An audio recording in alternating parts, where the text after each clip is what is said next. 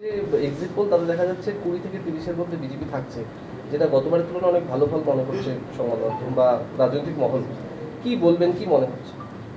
দেখুন, নিশ্চিতভাবে আমরা সারা বাংলা জুড়ে আমরা যেভাবে এবার মানুষের শুভকামনা পেয়েছি, যেভাবে স্বতঃস্ফূর্ত মানুষের আমরা রেসপন্স পেয়েছি, তাতে আমরা নিশ্চিত ছিলাম যে এই ফলই যে হবে সেটা আমরা আগে থেকেই প্রত্যাশা করেছিলাম। এবং গতকাল আমরা এই দিনের এই র্যালি করা হয় কোচবিহার জেলা পুলিশের ট্রাফিক বিভাগের পক্ষ থেকে। একেবারে বুথে বুথে প্রত্যন্ত গ্রাম থেকে শুরু করে শহর, শহর থেকে শুরু করে শহরতলি, প্রত্যেকটা জায়গায় গিয়ে মানুষের যে স্বতঃস্ফূর্ত তাদের যে অভিবাদন, তাদের যে রেসপন্স আমরা দেখেছি, নিশ্চিতভাবে এবারের ফল খুবই ভালো হতে চলেছে। এবার 25-এর ঊর্ধ্বে গিয়ে 30 ছুঁয়ে নিলেও আমাদের অবাক হবার কিছু থাকবে না। এবং শুধুমাত্র পশ্চিমবঙ্গে নয়, সারা ভারতবর্ষব্যাপী যে গেরুয়া ঝড় চলছে, সারা ভারতবর্ষব্যাপী যে মোদিজির লেহের চলছে, নিশ্চিতভাবে এই লেহের সুনামির আকারে পরিণত হয়েছে, সেটা আগামী 4 তারিখ ব্যালট বক্স খুললেই সেটা প্রমাণিত হবে, ফল প্রকাশ হলেই সেটা প্রমাণিত হবে।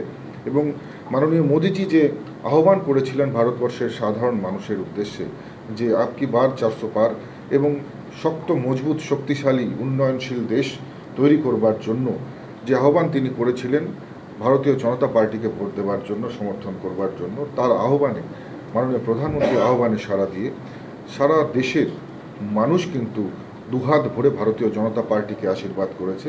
এটা আগামী 4 তারিখ ফল প্রকাশ হলেই আমরা বুঝতে পারব। তো উত্তরবঙ্গে ভালো ফল বিজেপির ছিল বরাবরই, তারপরে দেখা যাচ্ছে এবারও খুব ভালো একটা সম্ভাবনা রয়েছে বিজেপির। তার পিছনে কি সন্দেশখালী ইস্যু রয়েছে বা অন্য কোনো ইস্যু রয়েছে? দেখুন, কোনো ইস্যুকেই ছোট করে দেখবার নয়, সমস্ত ইস্যু রয়েছে। অ্যান্টি ইনকম্পেন্সি যেমন রয়েছে, তেমন বিভিন্ন জায়গায় তৃণমূল কংগ্রেসের যারা মন্ত্রী থেকে শুরু করে নেতা, যারা বিভিন্ন কেলেঙ্কারির সঙ্গে যুক্ত হয়ে কেউ বা জেলে রয়েছেন, কেউ বা জেলে যাবার জন্য এক পা বাড়িয়ে রয়েছেন।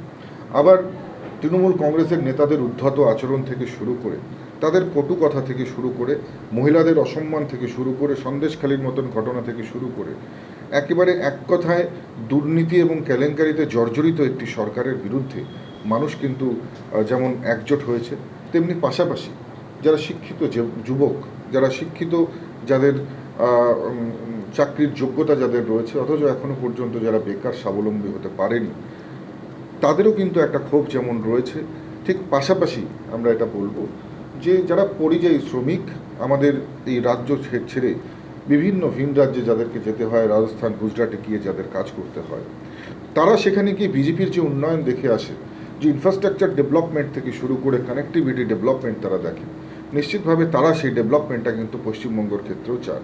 স্বাভাবিকভাবেই অনেক সমস্ত ইস্যু মিলিয়ে, এবং পাশাপাশি সবচাইতে বড় কথা যেটা, মাননীয় প্রধানমন্ত্রীর মতন একজন শক্তিশালী দেশ নেতা, একজন শক্তিশালী ভারত মায়ের সেবককে আবার তৃতীয়বারের জন্য প্রধানমন্ত্রী দেখতে চেয়ে কিন্তু ভারতবর্ষের মানুষ দুহাত ভরে মাননীয় প্রধানমন্ত্রীকে এবং ভারতীয় জনতা পার্টিকে আশীর্বাদ করেছেন। শ্রীমা ক্লিনিক ও দিনহাটা হেলথ কেয়ার সেন্টারে রোগী দেখছেন প্রখ্যাত চিকিৎসক ডক্টর উজ্জ্বল আচার্য, এক্স সিনিয়র হাউস সার্জন, স্ত্রী ও প্রসূতি রোগ মেডিকেল অফিসার, দিনহাটা মহকুমা হাসপাতাল। এছাড়া এখানে একই চাঁদের তলায় রয়েছে আল্ট্রাসোনোগ্রাফি, ফিজিওথেরাপি, ল্যাবরেটরি, ওষুধের দোকান, ডিজিটাল ইসিজি ও বন্ধ্যাত্ব রোগীদের পরামর্শ শিবির। নাম লেখাতে যোগাযোগ করুন 7076464165 এবং 9647600660। শ্রীমা ক্লিনিক ও Dinhata health care centre, Dinhata.